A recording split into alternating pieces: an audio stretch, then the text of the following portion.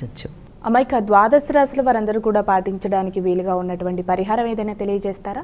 ద్వాదశ రాశుల వారికి పరిహారం విషయం తీసుకున్నట్లయితే ఈ రోజున అన్ని రాశుల వారు అవకాశం ఉన్నట్లయితే శివుడికి సంబంధించిన స్తోత్రాలు లేకపోతే శివుడికి సంబంధించిన మంత్రం ఏదైనా చేసుకున్నా, అలాగే దాంతోపాటుగా అవకాశం ఉన్నట్లయితే శివాలయానికి వెళ్ళడం అనేది కూడా చాలా చాలా మంచి ఫలితం.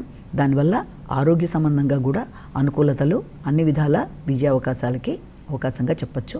అయితే మనం చెప్పుకున్న రాశి ఫలితాలన్నీ కూడా అందరికీ వర్తించేవి కనుక ప్రతి వ్యక్తి ఇవి చూసుకునేటప్పుడు తమ వ్యక్తిగత జాతకంలో నడిచే దశలు అంతర్దశలు కూడా చూసుకుంటూ ఇప్పుడు వీటిని కలిపి చూసుకుంటున్నప్పుడు దీని పరంగా ఎదురవుతున్న సమస్య ఏదైనా చిన్నవి గోచారీత్యా ఎదురవుతున్న సమస్యలు ఏదైనా ఉన్నట్లయితే దానికి ఇప్పుడు మనం చెప్పుకునే పరిహారాలు లాంటివి చేసుకుంటూ, అంటే మీరు చేసినా పర్వాలేదు, లేకపోతే విన్నా పర్వాలేదు, లేకపోతే శివాలయ సందర్శన ఇది కూడా అనుకూలత అనేది లేనట్లయితే మీ ఇష్టదైవాన్ని ప్రార్థించుకున్నా కూడా చాలా మంచిది. ఏదైనప్పటికీ ఒక ఆధ్యాత్మిక భావన వల్ల, ఒక భగవంతుడి యొక్క దాన్ని చేసుకోవడం వల్ల తప్పనిసరిగా ఎదురవుతున్న సమస్యలు ఏదైనా ఉన్నా వాటిని, ఆ చిన్న అవరోధాలని మీరు ఇలాంటివి చేసుకోవడం వల్ల అధిగమించడానికి ఆస్కారం ఉందని మనం భావించాలి.